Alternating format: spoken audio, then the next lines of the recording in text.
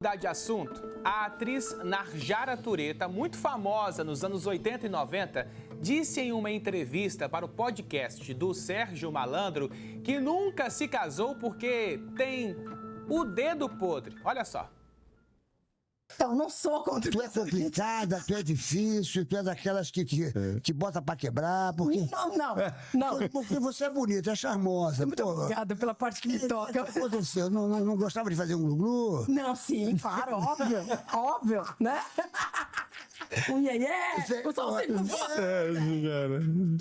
É porque, pô... É isso aí, tá de curioso. Dedo podre, sabe o que é dedo podre? Eu só namorei traste. Caramba, é mesmo, bicho. Carmen.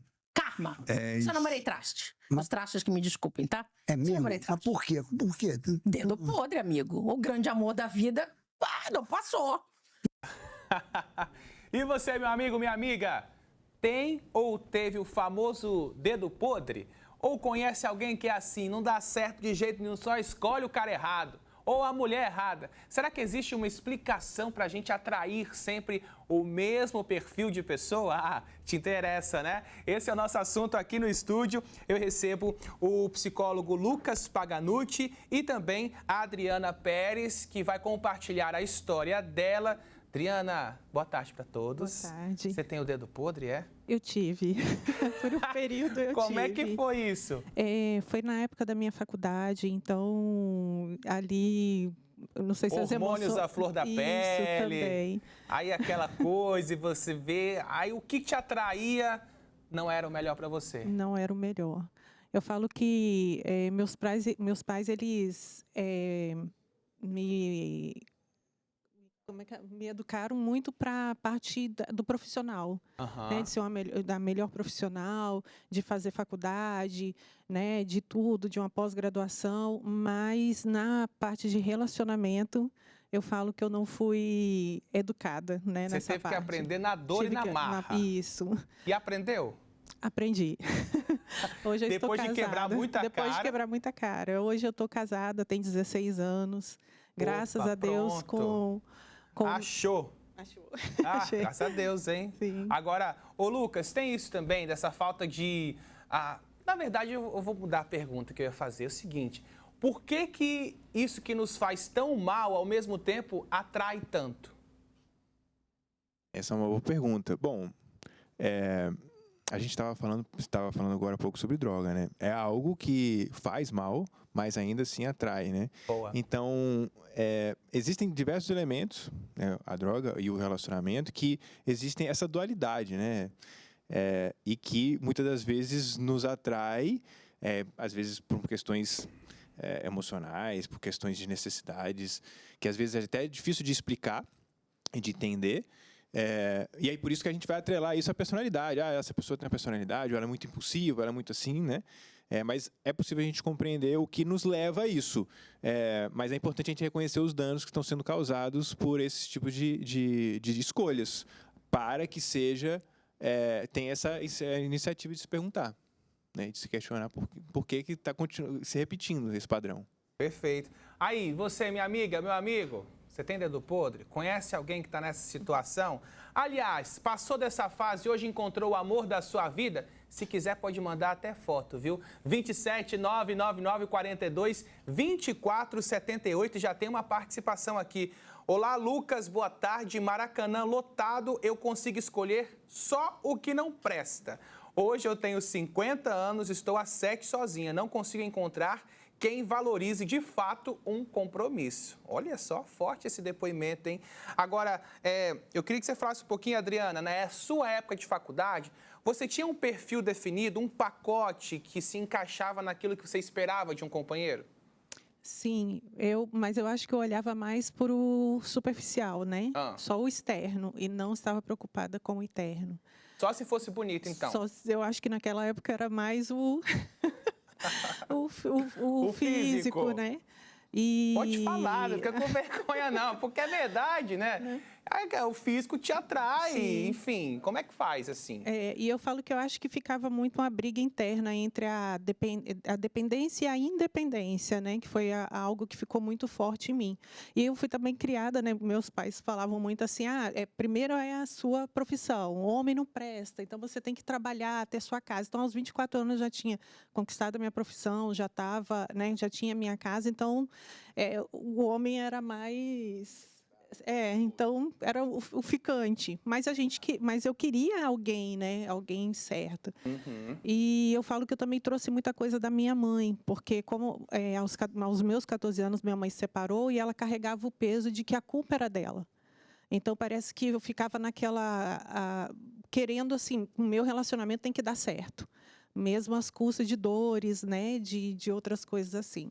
Certo, tem mais participações aqui no Fala no Zap. Lucas, eu sou a Maria da Conceição Medeiros, eu estou no 5º relacionamento e ainda está difícil, pois eu acho que eu não tenho o dedo podre, eu tenho a mão inteira podre, misericórdia. Eu oro e ainda assim só passa gente ruim no meu caminho.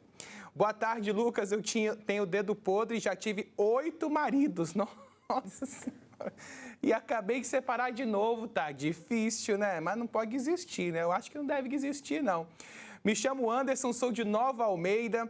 No dia que encontrei a pessoa certa, tinha tudo para dar certo, mas aí veio o ciúme que nos separou. Ô Lucas, tem uma pessoa que eu conheço que falou o seguinte: eu namorei a vida toda um certo perfil que me atraía, mas que era traste, me fazia mal. Quando eu quebrei esse perfil da pessoa que me atraía, casei. Você acha que a pessoa precisa quebrar esses estereótipos que tem daquilo que te atrai, daquilo que traz desejo?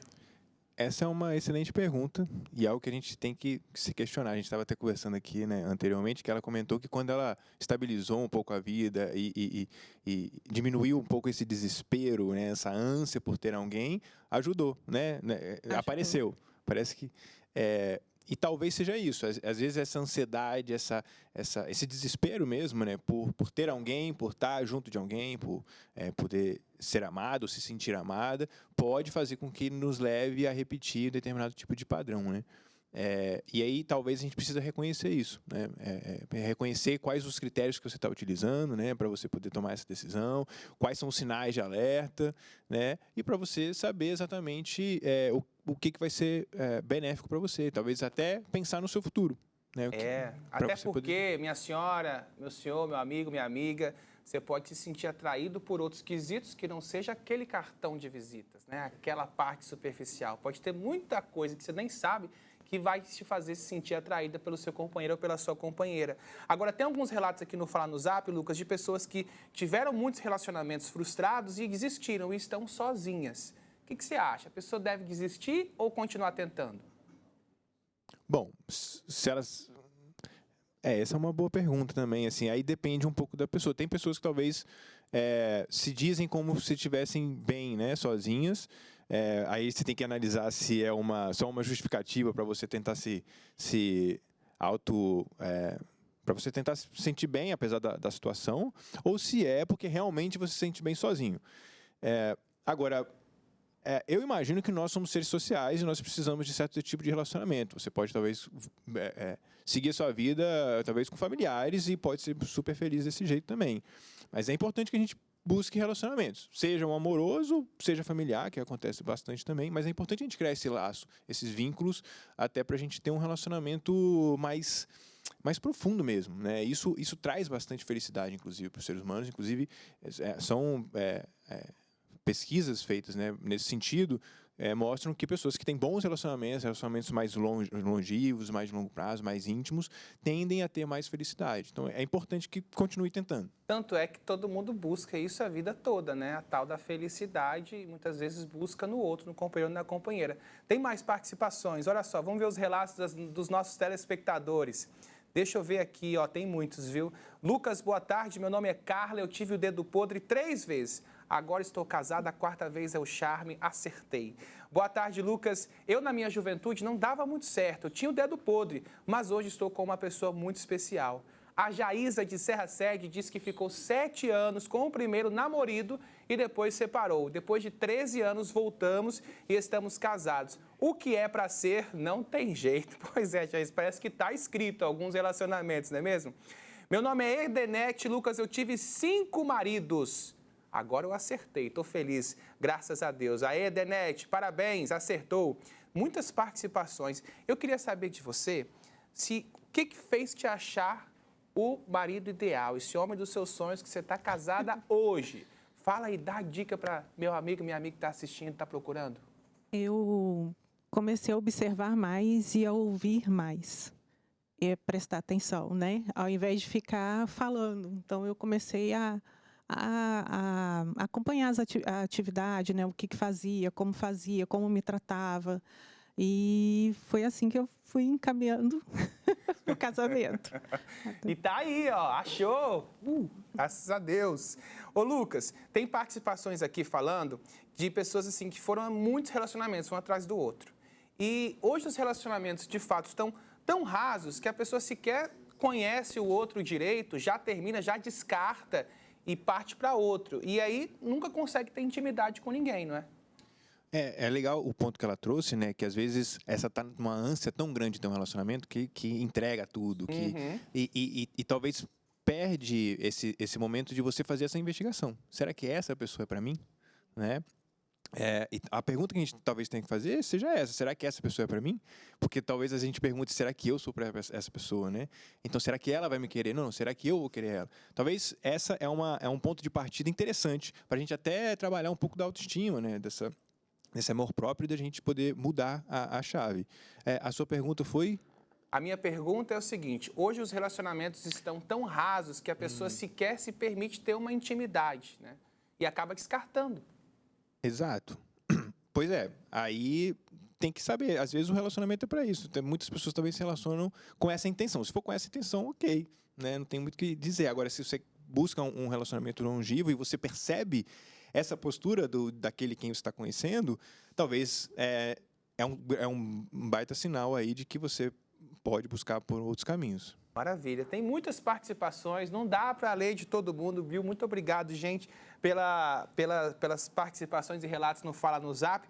Eu quero agradecer a Adriana pelo relato, conseguiu, casadíssima, não é isso, Adriana? Isso. E obrigado também ao Lucas Paganutti, psicólogo, para esclarecer essas dúvidas que a gente tem sobre relacionamentos. Obrigado, viu, gente? Obrigada. Vamos seguir.